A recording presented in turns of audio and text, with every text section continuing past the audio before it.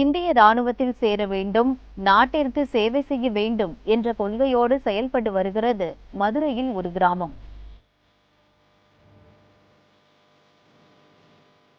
திருமங்கலம் அருகே உள்ள தொட்டியப்பட்டி கிராமத்தில் 1000 குடும்பங்களைச் சேர்ந்தவர்கள் வசிக்கின்றனர்.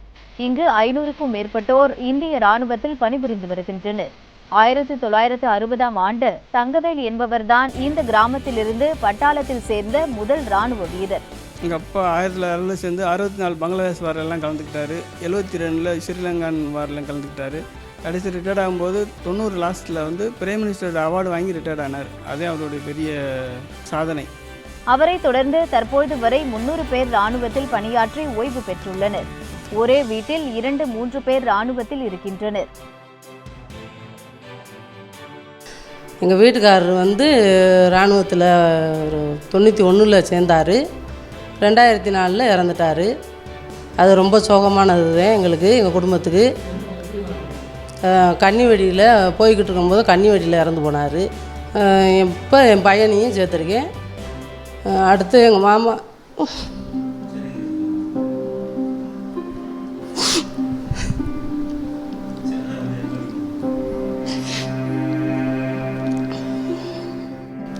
எங்கள் வீட்டில் மொத்தம் 7 பேர் இராணுவத்தில் இருக்காங்க.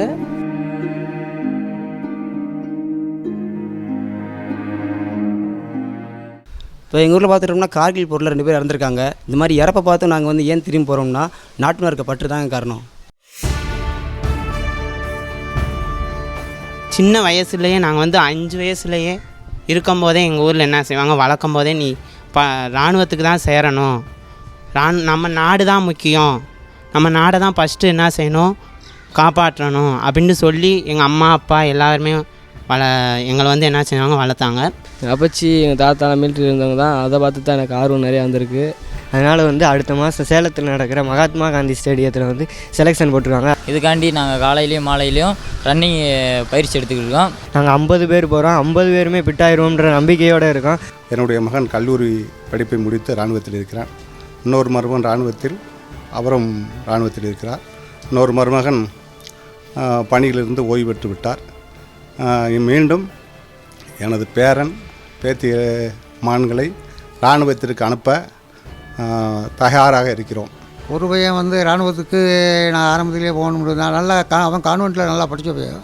படிச்சுட்டு இப்போ இராணுவத்துக்கு போனால் போயிட்டு இப்போ குறுகிய காலத்திலே அவன் சர்வீஸ் 8 வருஷம் தான் ஆகுது. 8 வருஷத்துக்குள்ளே இப்போ 2 ஸ்டார் வாங்கி ஆஃபீஸர் ஆக போகிறான். அவன் டிகிரி பிஏ எம்பிஏ பிஹெச்டிலாம் பட்டுட்டான். இப்போ படித்து இதை மேலே எப்படி ஒரு லெப்டினன்ட் ஜெனரல் வரைக்கும் அவன் வரலாம். 2012 இராணுவத்தில் ஜாயின் பண்ணேன். இப்போ 5 வருஷம் சர்வீஸ் பண்ணேன். சர்வீஸ் லாஸ்ட் இயரில் முதுகில் அடிபட்டுருச்சு. ட்ரைனிங் பீரியடில் அடிப்படை மெடிக்கல் போர்டில் பென்ஷன் வந்துட்டேன். இப்போ நான் ஊரில் தான் இருக்கேன். இப்போ பசங்களுக்கு நிறையா ட்ரெயின் பண்ணிக்கிட்டு இருக்கோம்.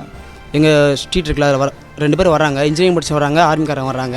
இன்ஜினியரிங் படித்தவங்க டாக்டர் படித்து கிடைக்க மரியாதை விட ஆர்மிக்காரங்க கிடைக்கிற மரியாதை அதிகம். வாங்க மாப்பிள்ளை இங்கே சாப்பிடுங்க, வாங்க மாப்பிள்ளை இங்கே சாப்பிடுங்க, அந்த மாதிரி சொல்கிறவங்க தான் அதிகம். ஆனால் அவங்களுக்கு கிடைக்கிற மரியாதை விட அந்த மரியாதை பார்த்து தான் நான் மயங்கினேன். நான் மொதல் செலெக்ஷன் மதுரையில் பிட்டாக இருந்தேன். மொதல் செலெக்ஷன் ரன்னிங் ஓடலை. ரன்னிங் எல்லை கோட்டுக்கு பக்கத்தில் போய் விட்டுட்டேன். 2வது செலெக்ஷன் ஓடினேன், முயற்சி பண்ணேன், வெற்றி கிடச்சிச்சு. ஆனால் பரீட்சையில் தோல்வி அடைஞ்சேன். அப்புறமும் என்னோடய மனசை தளர விடலை. திரும்ப வெற்றி பெற்று எப்படியாவது ஒரு முயற்சியில் இராணுவத்தில் சேர வேண்டும் என்ற என்னோட லட்சியத்தை குறிக்கோளாக வைத்துக்கிட்டு அந்த பாதையில் சென்று கொண்டிருக்கிறேன். அடுத்த மாதம் சேலத்தில் இருக்கிற இராணுவ ஆள் சேர்ப்பு முகாமில் கலந்து கொள்வேன். அதில் வெற்றி பெற்று என்னுடைய வெற்றியை இந்த நாட்டிற்கு அர்ப்பணிப்பேன். 2012-13 பார்த்துட்டோம்னா செலெக்ஷன் ஒரு வருஷத்துக்கு 3 தடவை 4 தடவை எடுத்தாங்க. ஆனால் இப்போ கடந்த 2 வருஷமாக 2015-16 பார்த்துட்டோம்னா 1 தான் எடுக்கிறாங்க. ஆர்மி மட்டுமே நம்பியிருக்கேன். எங்கள் மாதிரி கிராமத்துக்கு இந்த மாதிரி 1 எடுத்தால் நாங்கள் என்ன பண்ணுறது? அதே போல ராணுவ வீரர்களுக்கு பெண்கள் கொடுப்பதை கௌரவமாக நினைக்கின்றனர். கார்கில் போரில் உயிர் நீத்த வீரர்களை கொண்ட பெருமையுடையது எங்கள் கிராமம் என்கின்றனர் வீரர்கள்.